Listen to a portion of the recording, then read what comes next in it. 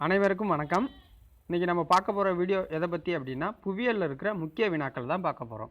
இது பிசி மற்றும் எஸ்ஐ எக்ஸாமில் கேட்கக்கூடிய வினாக்களாக எடுத்து போட்டிருக்கோம். ஸோ வீடியோவை நீங்கள் கடைசி வரைக்கும் பார்த்தீங்க அப்படின்னா உங்களுக்கு யூஸ்ஃபுல்லாக இருக்கும் அப்படின்னு நம்புகிறோம்.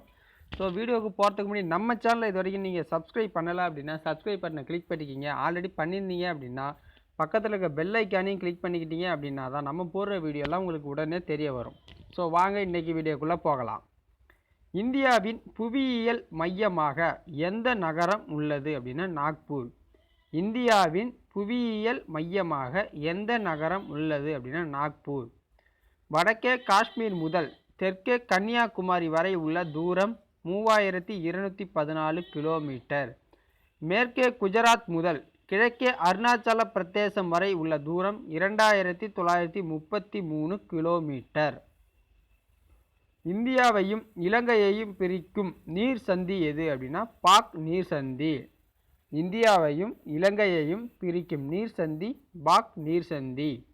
இந்தியாவின் அண்டை நாடுகள் எவை அப்படின்னா பாகிஸ்தான், ஆப்கானிஸ்தான், நேபாளம், பூடான், சீனா, வங்கதேசம், மியான்மர் அதாவது பர்மா. விந்திய மலைகளுக்கு தெற்கில் காணப்படும் பீடபூமி எது? விந்திய மலைகளுக்கு தெற்கில் காணப்படும் பீடபூமி தக்கான பீடபூமி. அடுத்தது அதிக மழை பெய்யும் இடம். அதிக மழை பெய்யும் இடம் சிரப்புஞ்சி. Spelling mistake ஆகிட்டுது. இந்தியாவில் வடகிழக்கில் அமைந்துள்ள மலைத்தொடரின் பெயர். இந்தியாவில் வடகிழக்கில் அமைந்துள்ள மலைத்தொடரின் பெயர் பூர்வாச்சல். இந்தியாவில் வடகிழக்கில் அமைந்துள்ள மலைத்தொடரின் பெயர் பூர்வாச்சல். வட இந்திய சமவெளிகள் என்னென்ன அப்படின்னா ராஜஸ்தான் சமவெளி, பஞ்சாப் ஹரியானா சமவெளி, கங்கை சமவெளி, பிரம்மபுத்திரா சமவெளி. பீகாரின் துயரம் என்று அழைக்கப்படும் ஆறு எது அப்படின்னா கோசி ஆறு. இமயமலை தொடரின் நீளம் எத்தனை கிலோமீட்டர்கள் அப்படின்னா 2560 கிலோமீட்டர்கள். எவரெஸ்ட் சிகரத்தின் உயரம் என்ன அப்படின்னா 8848 மீட்டர். உலகின் இரண்டாவது பெரிய சிகரம் எது அப்படின்னா மவுண்ட் காட்பின் ஆஸ்டின் அப்படிங்கிற சிகரம் தான். மவுண்ட் காட்பின் ஆஸ்டின் அப்படிங்கிறது தான். இது 8611 மீட்டர் இருக்குது. கங்கை நதிக்கும் யமுனை நதிக்கும் இடைப்பட்ட பகுதி எவ்வாறு அழைக்கப்படுகிறதுனா தோ ஆப் அப்படின்னு அழைக்கப்படுது. மேற்கு தொடர்ச்சி மலையில் உள்ள உயர்ந்த சிகரம் தொட்டபெட்டா சிகரம். அதாவது 2637 மீட்டர் இருக்கு. இந்தியாவின் நீளமான ஆறு எது அப்படின்னா கங்கை. இந்தியாவின் நீளமான ஆறு கங்கை.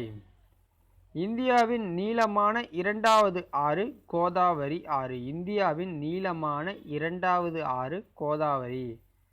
பிரம்மபுத்திரா நதி திபெத்திய மொழியில் எப்படி அழைக்கப்படுகிறதுனா யார்லுங் ஷாங்போ. யார்லுங் ஷாங்போ அப்படின்னு அழைக்கப்படுது. ஹீராகுட் அணை எந்த ஆற்றின் மேல் கட்டப்பட்டது அப்படின்னா மகாநதி ஆறு. சட்லஜ் ஆற்றின் குறுக்கே கட்டப்பட்ட அணை பக்ரானங்கல்.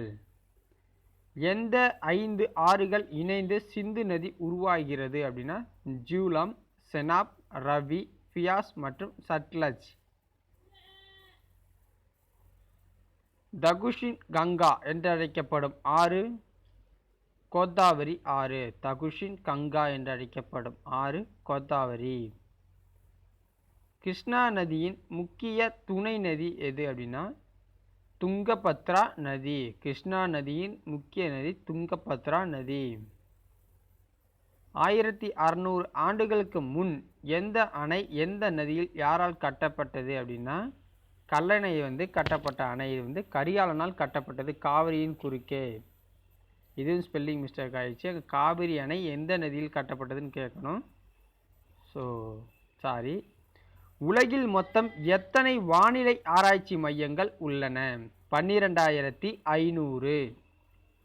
புயல் பற்றிய எச்சரிக்கை கொடுக்க துவங்கிய ஆண்டு 1886.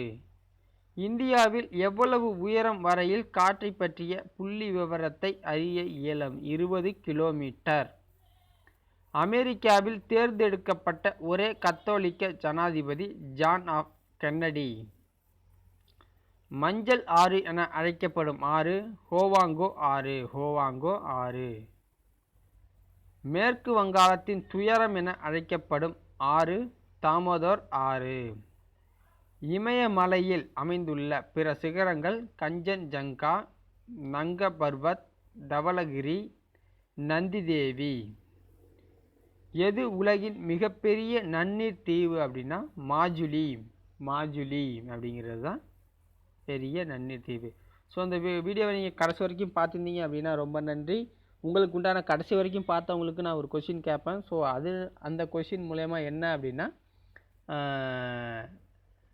கடற்கரை சமவெளியில் காணப்படும் வெப்பநிலை என்ன வெப்பநிலை?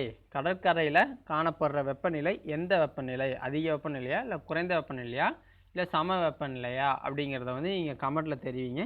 ஸோ அப்போ தான் நீங்கள் வீடியோவை கடைசி வரைக்கும் வாட்ச் பண்ணுறீங்க அப்படின்னு என்னால் ஊர்ஜிதம் பண்ண முடியும். ஸோ மிகவும் நன்றி, வணக்கம்.